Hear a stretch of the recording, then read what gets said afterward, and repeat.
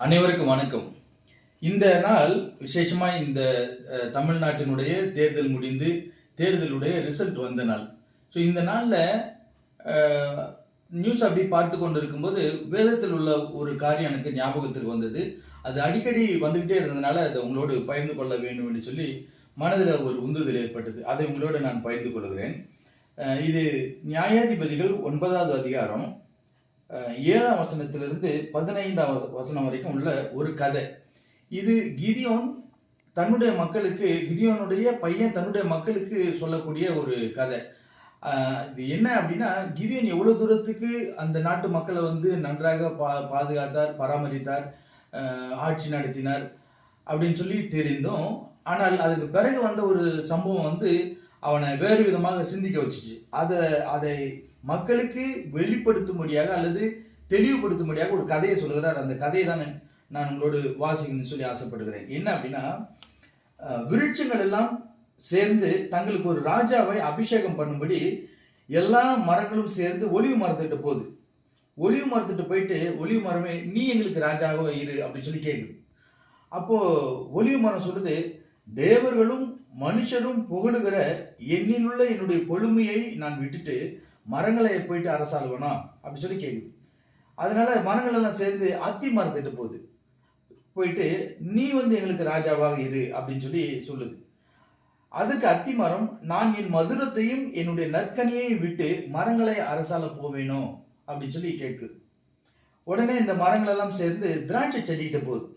திராட்சை செடி நீ எங்களுக்கு ராஜாவாக இரு என்று கேட்டது. அதற்கு திராட்சை செடி, தேவர்களையும் மனுஷரையும் மகிழ பண்ணும் என் ரசத்தை நான் விட்டுட்டு மரங்களை போயிட்டு நான் அரசாள்வேனா அப்படின்னு சொல்லி ரொம்ப கீழ்த்தரமா கேட்குது. அதற்கு மரங்களெல்லாம் சேர்ந்து இது வேலைக்கு ஆகாது போல அப்படின்னு சொல்லிட்டு முச்செடியை பார்த்து நீ எங்களுக்கு ராஜாவாக இரு அப்படின்னு சொல்லி கேட்குது. அதற்கு முச்செடியானது மரங்களை பார்த்து, நீங்கள் என்னை உங்களுக்கு ராஜாவாக அபிஷேகம் பண்ணுகிறது உண்மையானால் என் நிழலிலே அடையுங்கள், இல்லாவிட்டால் முச்செடியிலிருந்து அக்னி புறப்பட்டு லீபனோனின் கேதுரு மரங்களை பற்றி கடவது என்று சொல்லுச்சு. இது ஒரு கதையாக இருந்தாலும் இதுல ஏகப்பட்ட கருத்துக்கள் அரசியல் ரீதியாக மட்டுமல்ல ஆன்மீகத்திலும் இணைந்ததாக ஒரு காரியத்தை நான் பார்க்கிறேன்.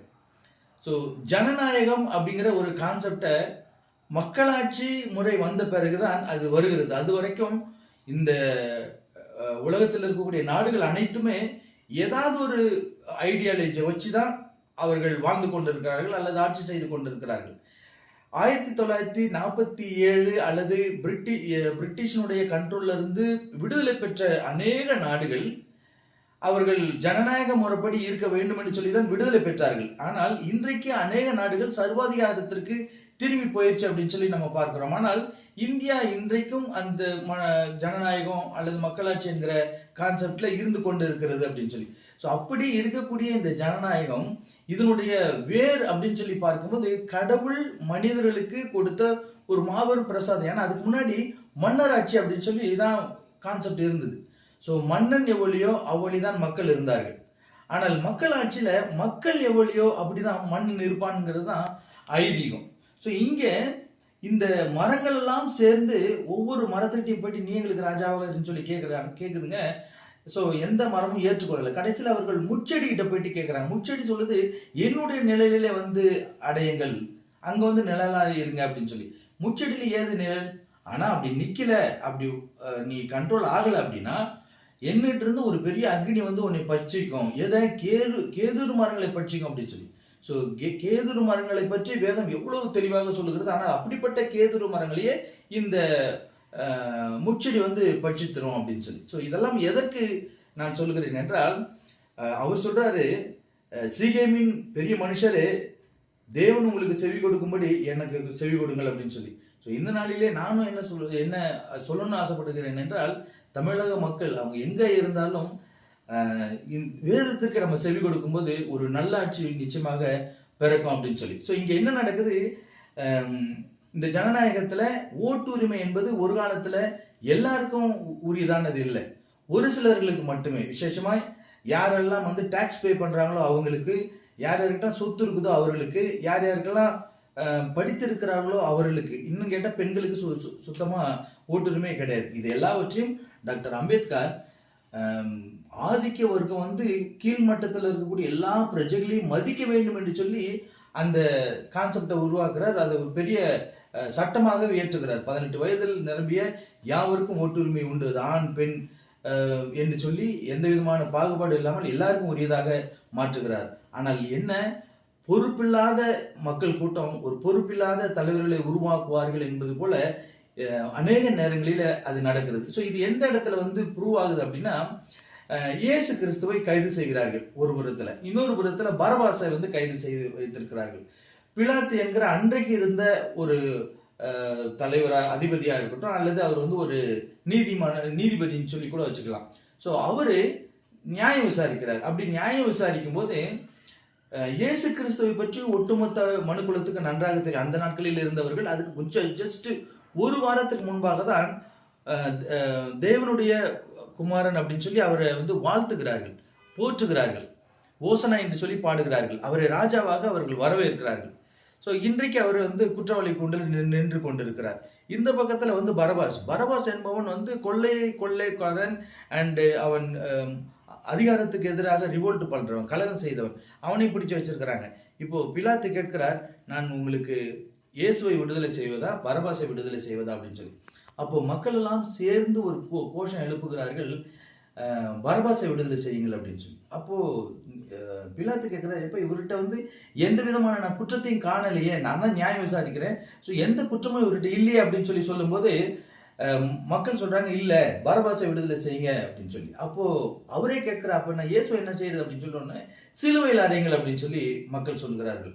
அப்போது பிலாத்து வந்து பயந்துட்டு, குற்றமில்லாதவரான நான் எப்படிப்பா சிலுவையில் அறையிறது அப்படின்னு சொல்லி தன்னுடைய கைகளை கழுவுறார். இவருடைய குற்றம் ஏமால வந்துடக்கூடாது அப்படின்னு சொல்லி. அப்போது மக்கள் வந்து வாலண்டியராக எடுத்துக்கொள்கிறார்கள். இவனுடைய இரத்த பலி எங்கள் மேலும் எங்களுடைய பிள்ளைகள் மேலும் வரட்டும் அப்படின்னு சொல்லி எடுத்துக்கொள்கிறார்கள். அதனுடைய விளைவை அவர்கள் 19ஆம் நூற்றாண்டு 20ஆம் நூற்றாண்டு வரைக்கும் அனுபவித்தார்கள் என்பதை நம்ம வரலாற்றிலே படித்து கொண்டிருக்கிறோம். ஸோ ஜனநாயக முறையில் நாம் எடுக்கக்கூடிய எந்த ஒரு தீர்மானமும், எடுக்கக்கூடிய எந்த ஒரு முடிவும் அது நிச்சயமாக நம்ம பாதிக்கும் என்பதை நம்ம ஒரு நாளும் மறந்துடக்கூடாது. அது மட்டுமல்ல, இதையெல்லாம் அறிந்த இயேசு கிறிஸ்து ஒரு வார்த்தை சொல்லுகிறார். அவர் எருசலேம் வழியாக சிலுவை தூக்கி கொண்டு போகிறார். சுற்றி இருக்கிறவர்களும் அழுது கொண்டிருக்கிறார்கள், விசேஷமாக பெண்கள் அழுது கொண்டிருக்கிறார்கள்.